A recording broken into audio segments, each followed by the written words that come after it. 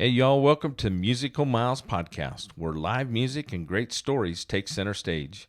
Today's episode is brought to you by our friends at Teton Guitars.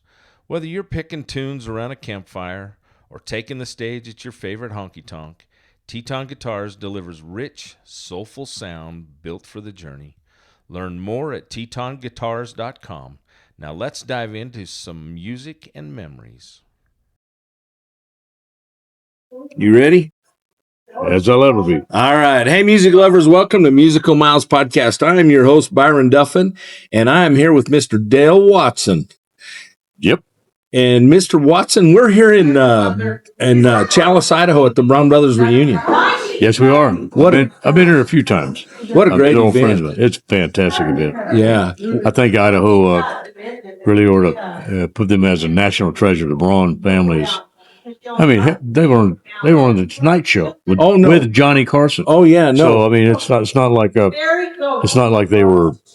They're just a family that got together and started something. They're special people. Oh, they're third and going on fourth generation now. I mean, you know, with Mickey's little girl, and now Gary's got him a baby boy. Yeah, we've been fans for. Oh, we haven't seen the end of the Braun family reunion. Oh, not even close. Yeah. Not even Which close. Is great. Yeah, it is such a beautiful place, and it's such a cool event. And we just live about 2.5 hours from here, so we've been fans of the Browns for years. We've hired Mickey and Gary to do private event for us during COVID when nobody was touring. Sure. Yeah. So we've been fans a long, long time, and so when we get the opportunity to come up here and sit down and meet artists like yourself, I was thrilled to see you on the bill. Yeah, I've been on it about 4 times, I think. But I'm always honored to come out here. Yeah, whenever they ask, I'll come. Yeah, well, I'm glad that you did come. We actually were in Austin in October, and we were going to try and catch your show at the Continental. Too late for you, wasn't it? Well, no, you were there. You were there. I know it's too late for you, though. Man. We started at 10 o'clock. Well, we go till 2 in the morning. Listen, you're. How do you do it, dude? Because you and I are about the same age. You were born you're a little younger than I am. No way. Yeah, you were born in 1962. I'm a 61 model. Okay, yeah, 60 model.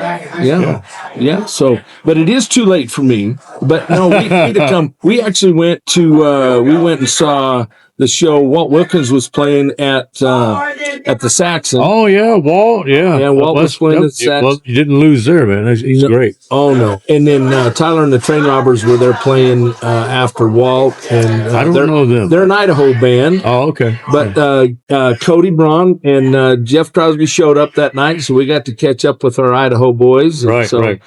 Which is cool. But we were down there doing some interviews for the podcast, and actually was going to try and catch up with you, but we had a conflict, and I'm trying to remember what the hell it was. Anyway, too much music and not enough time.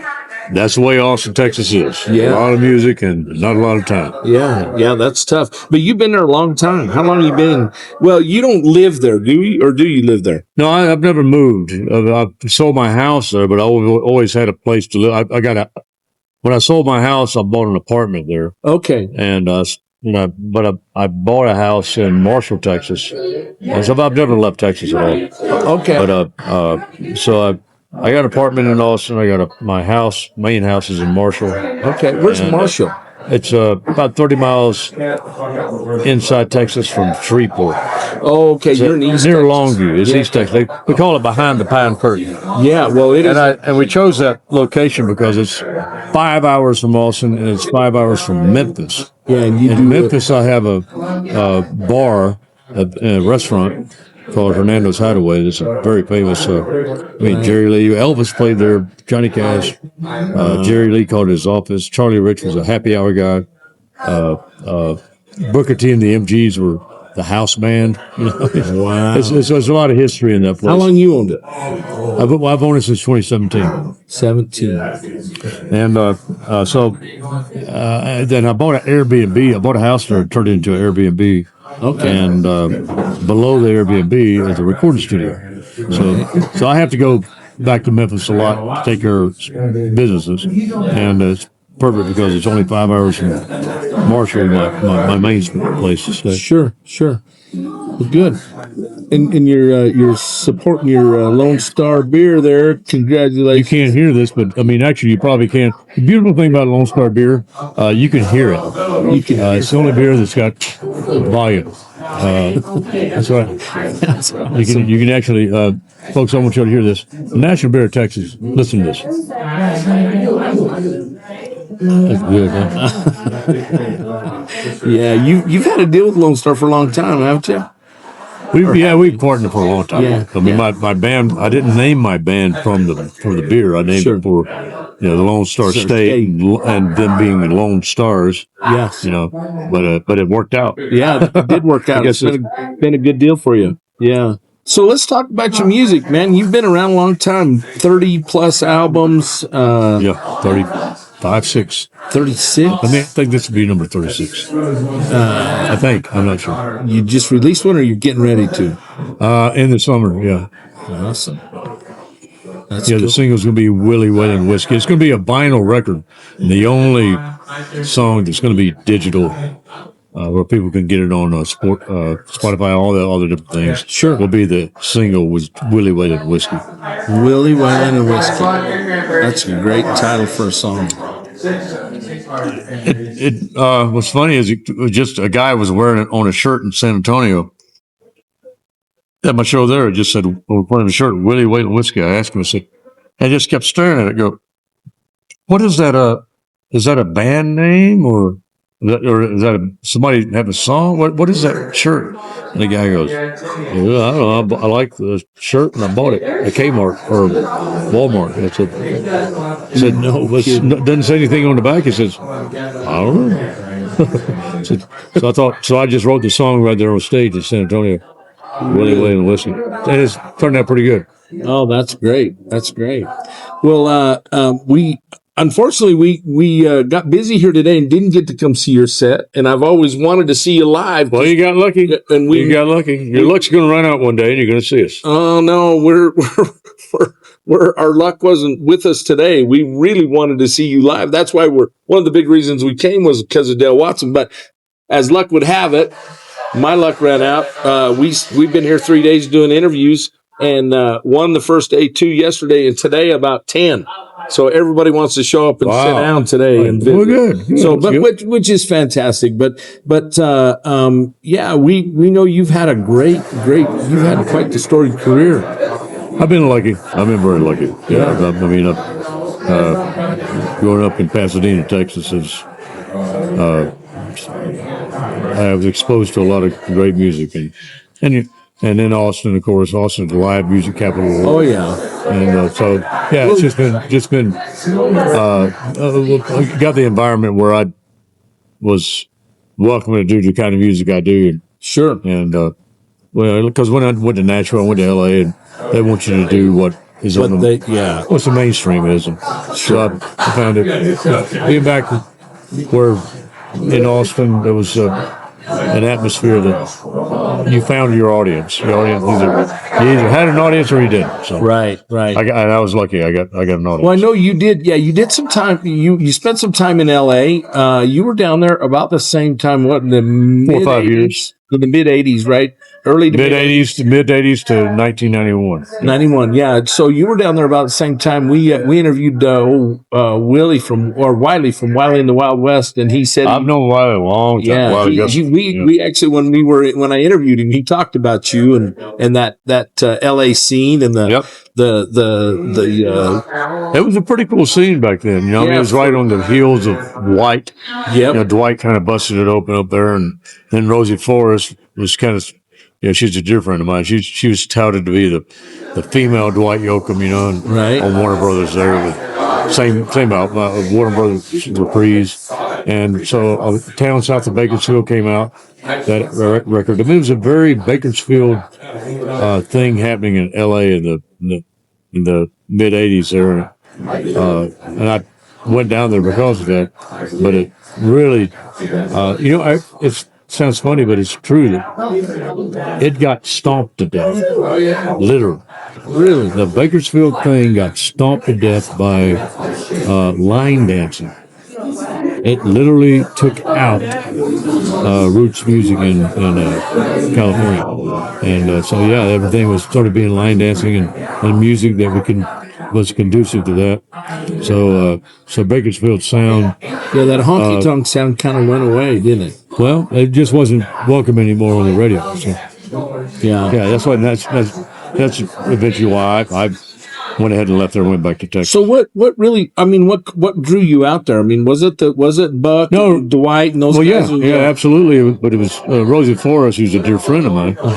She said, "Man, you got to come out here. You can do original music, and you got the Bakersfield vibe, and blah blah blah." So, yeah, she talked me into it, and like I said, when I went out there, it was that way.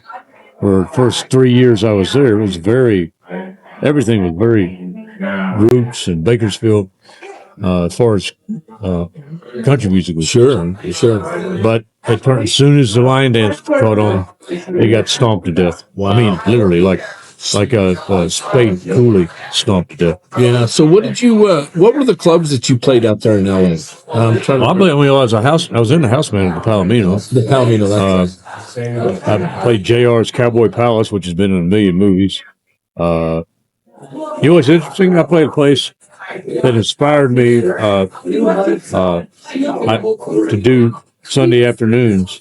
I played a gay bar called the Rawhide in Burbank, California. And I started Chicken Chip Bingo in Austin. Yeah. Because I played one in Bellflower, but that was illegal there. They did it very illegally. But when I went to Texas, I said, you know what, let's do a Chicken Chip Bingo. At that gay bar, they served just boiled hot dogs, right? All free hot dogs. And it was in the afternoon, early, like from 2 to 6.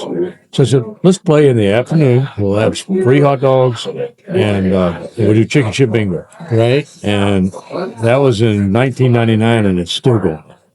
Yeah. And which bar was that again? In Austin, it was in Austin, right? Well, I started it in Austin at Jenny's Little Longhorn, but that's not around anymore. We're still doing it at Seaboard. At Seaboys. And I still do it in my bar in Memphis at the Hyder. Do you? Chicken Chip Bingo. You can't make Do that every day? No, every Sunday. Every Sunday. Okay. Well, that's cool. That's cool. Well, so you left there in about 91, you said, left California, left LA? Yeah. It was pretty much dried up as far as that goes. Well, I left, I'm trying to get engaged altogether, because I left and I came back because River Phoenix actually offered me to act in a couple of movies, because I got lucky enough to be in a movie. A lot of scenes with him in the last movie he did, which was a thing called Love. Okay. Which has a lot of Texas artists, and they got Jimmy Dale Gilmore and Katie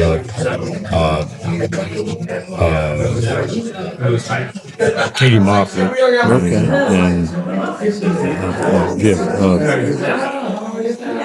I can't remember. It had, on the soundtrack was a lot of people like Patty Loveless. Right. But it's a movie about Sandra Bullock's first movie, actually. Oh, was it? She was fantastic. Thing Called Love. I'll have to go. I know I've seen it, but it's been a long time ago. Yeah, so I was in that, and River befriended me and said, hey, come back to L.A., and I was living in Nashville at the time. So come back to L.A. So it's a little bit, that's why it's a little bit foggy. Sure. I mean, it's a lot of bouncing around when you're young and trying to make it. Yeah. So how long you went from LA back to Nashville then? Yeah, and then I went back to LA. And then back to LA for a little while. Yep. And then I came back to Texas. And then you didn't stay in Nashville very long? No, 10 months maybe. Oh, really? Wasn't your gig? Nah, I didn't like it at all. Well, still ain't crazy. Well, they call it the big machine for a reason, right? I mean, okay.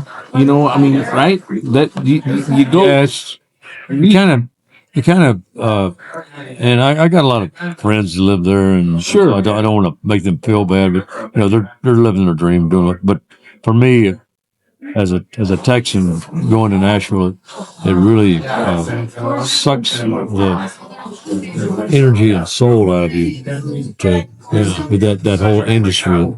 It makes you not makes you feel like what you're doing is a business, and I think that's probably smart to do. Think of what you do as a business, but as an artist, that should be the first thing in your mind. Well, you really, as an artist, that's your first and foremost, right? The song, to write the song and perform. That's my point. Yeah, and I don't think that's a good mindset to have to wake up every day and think, all right, this is a business. This is my time. You know, in Texas, we're a little more laid back and we're like, all right, I wake up. Hey, if I write a song, great. Let's see what happens with that. Right. Time investment. Well, I've asked a lot of artists, or singer-songwriters, people who spent time in Nashville. I said, is that where the musical dreams go to die for a lot of people? I mean, really, they go into Nashville. I'd say probably 95%. Yeah. maybe more. Yeah, I have a good friend of mine. He's a Texan. He lives not too far south of you, south of Tyler, in Frankston. Oh, he's very close. Yeah. Yeah. So Brooks Atwood, he owns Atwood Hat Company, and Brooks spent 5 years in Nashville trying to make it as a song and as a singer. Excuse me, not a songwriter. Was never a songwriter, but well, it's a tough business. Period. I mean, nobody. If it was easy, everybody would be doing it. Sure. But the bottom line is, you got to play the game and you got to do the deal. Yeah, but I mean, I got to be honest with you. I never thought of myself as I never looked at trying to be a star and wasn't of that mindset to do that. Sure. Because I'm realistic. I'm not, that wasn't that great looking guy. And, I didn't have the personality that blend well with others. Sure. Well, so, I think that I don't know. I mean, some guys go into it for that reason. They want to be a big star. I think you want to be a songwriter and a performer. You want to share your skills. I will say, I'm going to give Nashville these kudos. I mean, if you want to be a songwriter, that's your thing. That's where you go. Oh yeah. Without a doubt. If you want to be a successful songwriter, that's where you go, and you got to play the game, and you got to do the deal. But that's part of being a songwriter for your living. That's what you're doing for a living, and you can't be just an artist writing a song. Sure. And even one of the best of the best, which Harlan Howard told me, he woke up at 7 a.m. in the morning. And he wrote until 3 in the afternoon straight. And then he would go to a place called Longhorn Steakhouse. He would park in a handicapped parking. Well, back then it wasn't even parked handicapped. Right. One day and they did this every day, 7 o'clock to 3. Right. Then he went, had a steak, had some booze, some cocktails. Then went home, went to bed by 8 or 9, and started it all over again. Yeah. He did it because it's his business. Sure. That's what his business was, a songwriter. One funny anecdote on that was they had got new management, and so they marked the parking lot with the handicap. But they never had a handicap parking there, but that's where Harlan always parked. So he pulls up and he parks where he always parked. He had to be handicapped. They got a valet now, which he didn't used to have a valet. He goes, "Hey, sir, you can't park there." He said, "Why not? I always park there." I said, "Sir, that's handicapped." He goes, "Oh, this is how fast he was. Well, I'm not now, but I will be when I come back out." Yeah, that's great. Well, we've spent a little bit of time in Nashville this spring. Got to interview some Nashville songwriters, and we got to see the process. Those guys, they weren't like Harlan. Show up at 7 o'clock in the morning. They show up now at 10. Oh, I did that. And you meet a couple of guys you never met before, and then you go in a room and you write a song that neither one of you really know.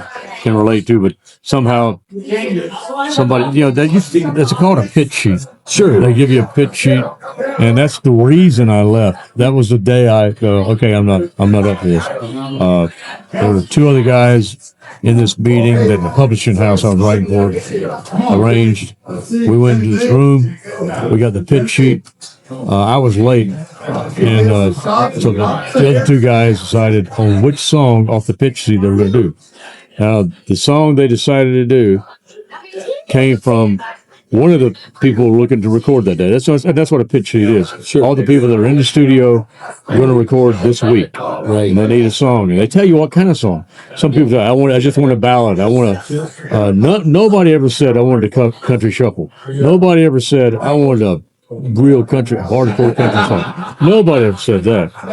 But the one they picked that they wanted to write with me was Naomi.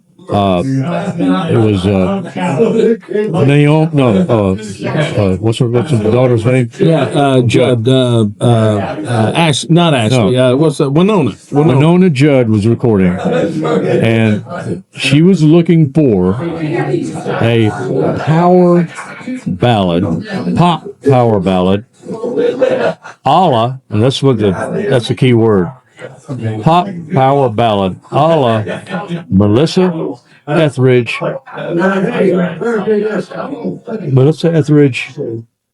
and it's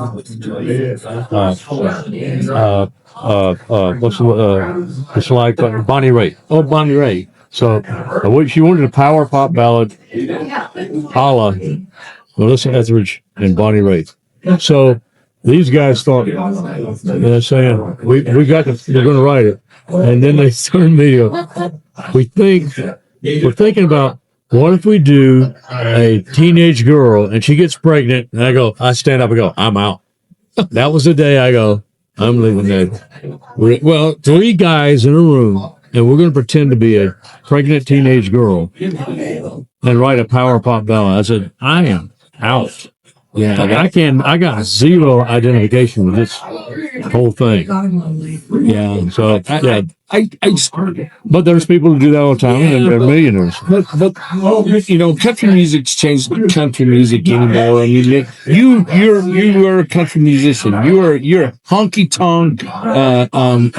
It's a different type. It's a different. Well, and the world's changed. I mean, the days of Johnny Cash and Hank and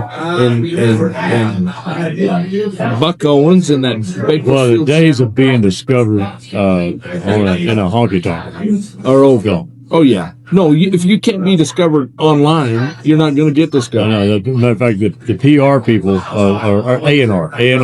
Yeah. Which used to hire or used to go out and look for talent. Sure. The first thing they ask is how many followers you got. How many followers you got on your Instagram, you got. This and that. Yeah. So it's not about the music it never was about the music in the first place, but it's way less about the music now than ever. Well, and I think, like they said, Nashville would get a star, and then they'd want to duplicate that. They don't want anything original. They want to, this worked, so this has got to work. This artist it's a cookie cutter world, and Yeah. and it has been for many, many years. But that's why I started Ameripolitan. Right. Ameripolitan Festival, because we find the best of the best male-female band of honky tonk, western swing, and rockabilly music, outlaw. Sure. It's 4 categories, and we tell them, please don't change. Keep doing what you're doing. Here's an award. Please keep going. We'll promote you. And we also give an award to Venue of the Year, Festival of the Year, DJ of the Year, Musician of the Year, because it's very important to keep roots. Yeah. Community. When do you do the awards? Well, we last year was the first. Well, we did it the first 10 years, right? And last year we didn't do it because I needed a hiatus to regroup because it got so big. It got so big, it got scary. I had to back up and go, look, I don't want this to get superficial. Sure. So we're bringing it back, taking it down a notch, or two. Sure. And we're going to do it in May in Austin, Texas, during the Lone Star Roundup car show. And so it's going to be a full-on Ameripolitan mini-fest, so to speak, culminating in an award show. Yeah, we need to put that on our calendar because one, with our podcast, what we focus on is the song, the artist, the venue, and the fame. Because without those four things, you don't have And that's why all the awards, every award, is 100% fan voted on, driven, fan driven. That's cool because. Well, we know when you go to the CMAs or that's rigged. It's just a joke. It's all rigged. And so, but we feature. I mean, we came to Texas when we were down there. Our goal is to do the venues. I mean, I interviewed one of the managers at Green Hall. We interviewed 3 artists inside Green Hall because it's such an iconic place. Yeah, sure. And I wanted to interview the gal that owns the Devil's Backbone, and I never could get Robin to respond back to her. But you know why? Because she's got a job that's pretty. Oh, I'm She's sure. got a sweet job. It's a lot. I mean, it takes a lot. And to have a bar is a lot of times bars just don't make it by themselves. You got to. Oh no, you gotta. But what, My bar won't be able to do it. I probably wouldn't work. What we want to do is help promote those venues. We do it here in Idaho, with festivals. Yep. The Braun Brothers. We want people to know about this, and we want to share this music with the followers on our podcast, and we want to share it with the world. It is pretty great. Well, the word's going to get out on this stuff. I mean, it already. Well, it's been going on for 40 years, so the word's out, and at some point, there's those of us who have been coming here for a long time don't want too many more people because I don't want to go. Oh, I get it. I don't want it. You don't want it to get stupid. I do understand that. So, the reality of it is that there's some great festivals around the country that people don't know about. A lot. And we do a lot of. We've started to get involved. We've only been doing this for a year, but there's some great songwriter festivals in Montana, Red Lodge, and Livingston, and Whitefish that are phenomenal. And they're like this. They're more intimate. You sit down in a room and listen to. I just seen a festival last night. I remember saying last night. We came from one in Bellingham, all the way from Bellingham to. Where did I play last night? Chalice. No, you're here. Where were you last night? I don't know. Where was you last night, man? No, actually, I think this is the next week. Okay, yeah. It was. My point was we're at a place in Bellingham, Washington. Okay. Called the Subdued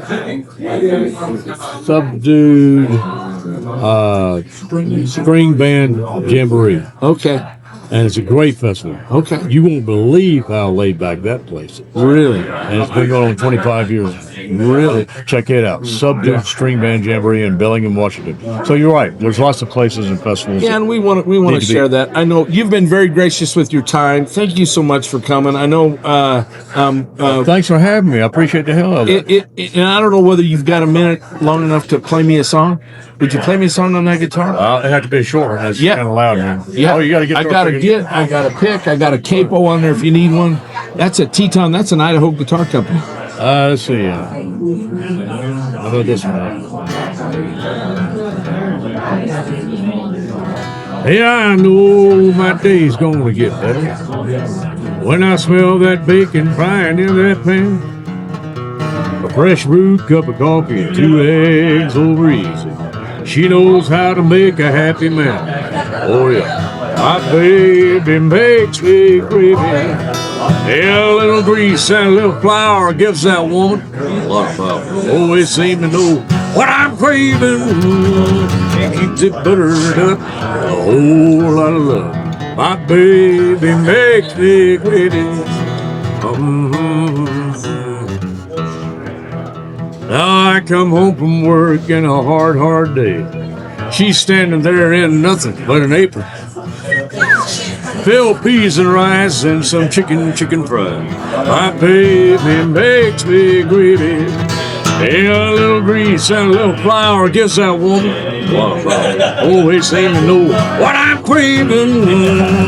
Eat it buttered up the whole lot of love. My baby makes me gravy. Thank you. Hey, would you put your autograph on there? Sure. Hey, one more question I had for you. I was supposed to ask you a question for Tyler Anderson. He said, ask him about Caught. You see the guy you're signing next to there? Who's that? Lyle Lovett. He said something about Caught with Lyle Lovett. You know what he's talking about? Lyle Lovett asked you that? No. Tyler Anderson told me to ask you about that. Something about because he saw Lyle's autograph on it. Oh, okay. That was written because one day I was headed to do a video shoot. Me, Jesse Dayton, we were going to Santa Fe, New Mexico, to be the backup band for Pam Tillis in a video called My Vida Loca. Yeah. And on the way there, we picked up we seen on the front of an Inquirer magazine. Right. There was a picture of Kelly Willis and Lyle Lovett coming out of a hotel room. And across the picture it said, Caught. Now, so I started writing this song, Caught. Now, here's the difference. Again, it's a yellow journalism rag, right? Right. It was a totally innocent thing. They were in there doing a songwriting session, right? Sure. But the Inquirer made it into a whole scandal. Right? Sure. And I'm pretty sure that's what broke Lyle and Julia Roberts. But yeah, it was. And Kelly is a dear friend of mine, and she knows I'd never do anything to hurt her. And I told her, I said, look, I won't do this song. I was just inspired at the moment. And she says, no, love that song. We love that song. So we know it was inspired by the picture, but we know it wasn't that. So Sure. Now Lyle's never said a word to me about it. I don't know, but Kelly and now her ex-husband Bruce, who I've known forever, they've had nothing but nice things to say. No, cool. Well, yeah, Tyler said It's inspired by a picture, that's all. Yeah. Well, because he saw Lyle and I had met Lyle. So, hey, thank you again. Appreciate your time. Hey, wait a minute. They're doing a liner. What's a liner? It's going to be just musical mouse. We're going to put your name in there too? Yeah, that'd be great. Byron Duffin. I'll write it on the Byron what? Duffin. Duffin. Hi, y'all. Dale Watson here. You're listening to Musical Miles Podcast with my buddy Byron Duffin. Awesome, man. Thank you so much. Hey, for Musical Miles Podcast, we'll see you down the road. Adios for now. Right.